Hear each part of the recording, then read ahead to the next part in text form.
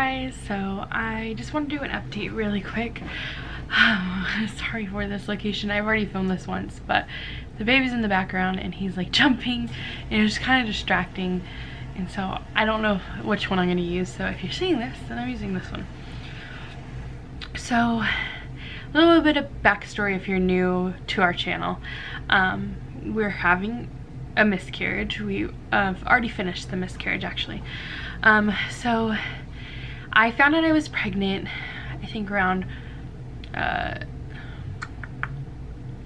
May 13th. I think that's about it. You can go back a few videos and see when we told everybody on Mother's Day that we were pregnant. Anyways, that following week I ended up going to the emergency room and they drew my blood and my levels were really low, like in the 40s. So they wanted me to repeat the blood draw in 2 days. So within, I think it was less than 48 hours, my levels did almost double. So they looked okay. They looked okay. My doctor wanted me to be seen by another doctor because she was out of town, and I ended up seeing him, and he just told me that things didn't look good according to the numbers and everything. It just didn't seem right, it didn't seem off, and in order for it to be a viable pregnancy, my levels needed to go up over 360 or 350. And so I got my blood drawn, and I was already expecting to miscarry, everything like that. I got my blood drawn and they were like 465 or something like that. You can go look at other videos to make sure the numbers are right, but they were in the 400s. So I was like, wow, this is really good. I'm so thankful. You can see that video. That's the one where I'm like crying because I'm so happy. And fast forward a few more days and I had to go to the emergency room again because I ended up passing a blood clot, and I just knew what was going on. I feel like I kind of known all along what was going on, but I feel like that like completely set it like in stone in my mind that that's what's going on. So the first time that we went to the emergency room, they saw a sac but nothing in it. Of course, I was so early that you wouldn't see anything in it anyways. This time we went and they saw a sac, nothing in it again. So they were telling me that it's most likely a blighted ovum. Well, I didn't bleed anymore after that until I got home, and I ended up bleeding a lot when I got home. So I think that was on Friday or Saturday, and by Monday at 2 in the morning, I ended up passing what I thought was the sac, but later my doctor told me that it's just the uterine lining. She said the sac would have been so small that I would have probably not even noticed that I passed it. So today is Wednesday, and this will be 11 days past my miscarriage. I went and saw my doctor on Monday, and she had the ultrasound machine. Now, before we went to Colorado on Tuesday, she had written me. Oh, she actually called me too, which I thought was really weird because she has never called me before, ever. And this is the same doctor I had with Cronin. So she's never called me. Usually her assistant will message me, assistant will call me, something like that. Sorry. And saying that I needed to come in for an emergency visit on Wednesday, and we were leaving Colorado that day, so there was no way that was going to happen. And she just said, okay, well then if you start experiencing severe pain, please go to the emergency room when you're in Colorado. So I'm thinking, she probably thinks that I have an ectopic pregnancy, especially because she said from the results that they did at the ER of the ultrasound, she needs to see me right away. So that didn't sound promising, especially because my levels were not dropping. When I went to the emergency room the last time, like I said before, my levels were 400. When I went last time, they were 776 or something like that. I don't really know. I'm really bad at the numbers. Anyways, they were in the 700s. So in 4 days, they had, because I went to the doctor on Monday, went to the ER on Friday, they had not even doubled. So on the Monday they were 4 something, on the Friday they were only 7 something. So they had not doubled in the 24 hours or anything like that.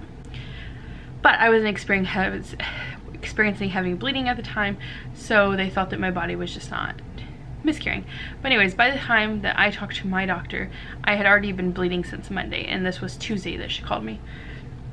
So she just said if I was having any severe pain to go ahead and go to the emergency room in Colorado. When we were on the plane to Colorado, I don't know if the altitude helped me miscarry faster, because I was reading some things about bleeding in altitude, and if you're anemic you bleed more in high altitude, so I don't know if that helped me pass it. I'm not any medical expert at all, you guys, not at all.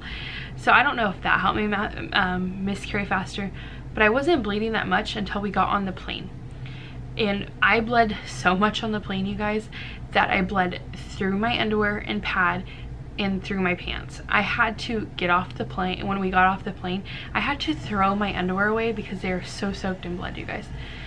And I ended up passing 2 golf ball size clots too when we got off the plane. And I kept continuing to bleed until I think it was about 6 days past the miscarriage. So I almost bled for an entire week. I finally stopped bleeding on this last Sunday. I was still having some brown spotting, but no more red blood or anything like that. So on Monday I had my doctor's appointment, and we go to the doctor's appointment, and I needed to get my blood drawn before we went.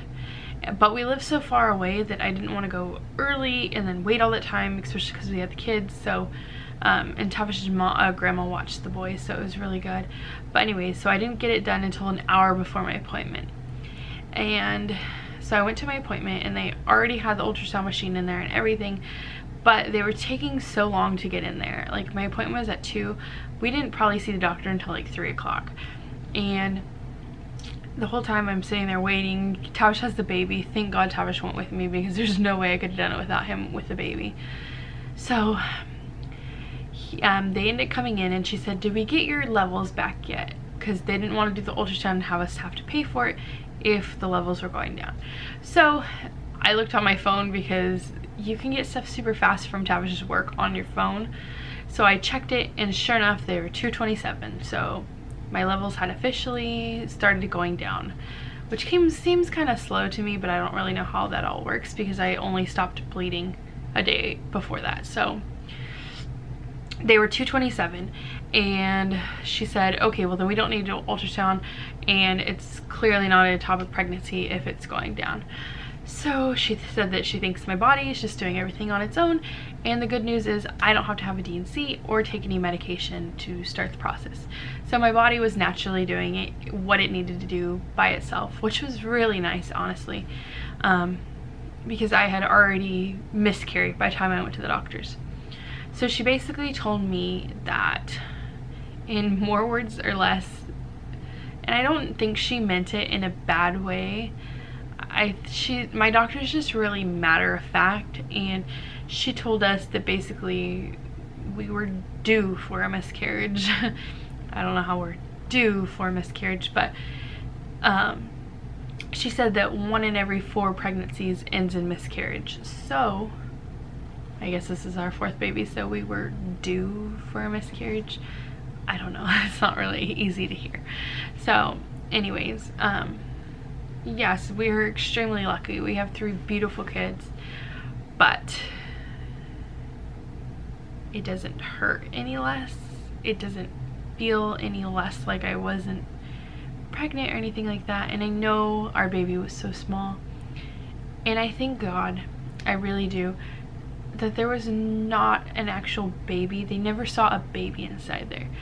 So they're calling it a blighted ovum. So it makes me feel a little better. Like, it still is a big loss, but it makes me feel better that I never had to see a little baby inside there.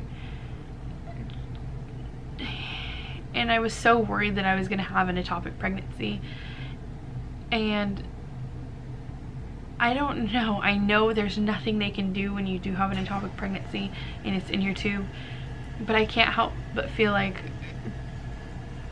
I would have been having an abortion, kind of, because the little baby would be growing, but there's nothing they can do.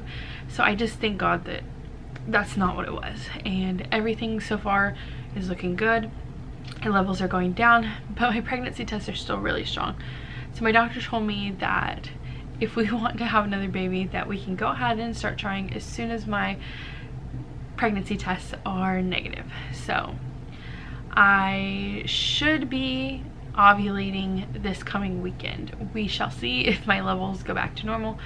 And if they do, then I should be ovulating this weekend. But who knows? So just a waiting game. I really have never done this, so I don't know how everything works. From my understanding, the first day of your miscarriage is the first day of your cycle, so you should ovulate 2 weeks from that. But some people don't ovulate for a while, so I guess it just depends on your levels. But my levels never really got high enough to not, you know what I mean? Like, it shouldn't take that long for my levels to drop from 700 when some people have their levels at like 15,000, you know what I mean? So I don't know. So basically that is my update, that we had a miscarriage. I have finished bleeding, and we are just waiting to take the next steps. And she asked us, do you want to have another baby? Was this an accident? And yeah, this baby wasn't planned, but I think this opened up our eyes to realize that we do want just one more. Just one more. And so when I either ovulate or get my cycle back, we'll be trying again. So I've already bought pre-seed, I've already bought ovulation tests, so I guess we'll just see. I don't really know how this goes, so I will keep you guys updated every step along the way. I think I'm going to be doing like some trying to conceive after miscarriage videos, so if you're really not into any of this, go ahead and just keep watching our daily vlogs. But I will have separate videos for our trying to conceive after miscarriage videos. So how I'm doing though, I get really sad at points. I get really sad because we didn't really know if we wanted another baby. And then I got pregnant, and then we were just warming up to the idea that we're gonna have another baby in January. Cronin's gonna be a big brother. We're gonna complete our family, and then this happens, and it just feels like, oh, like a knife. It's just stabbing you in the chest, you guys. I wouldn't wish this on anybody. I wouldn't wish it on your worst neighbor or your worst enemy. And I know there's tons of support and everything, but you can't help but feel alone, because in a sense you still blame yourself. I still blame myself. I wonder if the x-ray that I got with Cronin when I was ovulating before I got pregnant, if that had anything to do with me losing this baby or whatever. I don't know. I just keep going back and forth, you guys. But yeah, as long as I don't think about it, I don't feel sad. And when I don't feel sad, it's just, you know, I'm fine. But then when the kids go to bed and I'm alone, I start really thinking about it and I get really sad. So anyways, we will definitely be trying for our rainbow, and we will definitely be doing trying to conceive videos, and I will let you guys know as soon as I ovulate, when I get my period back, if I get my period back, and so forth. And I've gone back and forth about waiting if we get pregnant again to tell everybody, and I'm just not. I am very open, and I like watching videos and knowing every step of the way. I always Google everything and I want to know, so I will include you guys in every step of the way. Except for, of course, that part, but but I will try my best to keep you guys as updated as I would want to be updated on someone else's journey. So anyways, that's pretty much it for today's video. If you guys have any questions, of course I will answer them below. I am trying really hard to answer every single person's question. Thank you so much for all the love and support you've been giving us. It's been greatly appreciated. And yeah, so I will go ahead and see you guys from tomorrow. Don't forget to subscribe so you don't miss any updates on our trying to conceive after miscarriage journey. And don't forget to follow us on all social media so you don't miss out on any updates. Facebook, Instagram, and Snapchat. And that's all, Felicia Nicole. And I will see you guys tomorrow. Bye guys.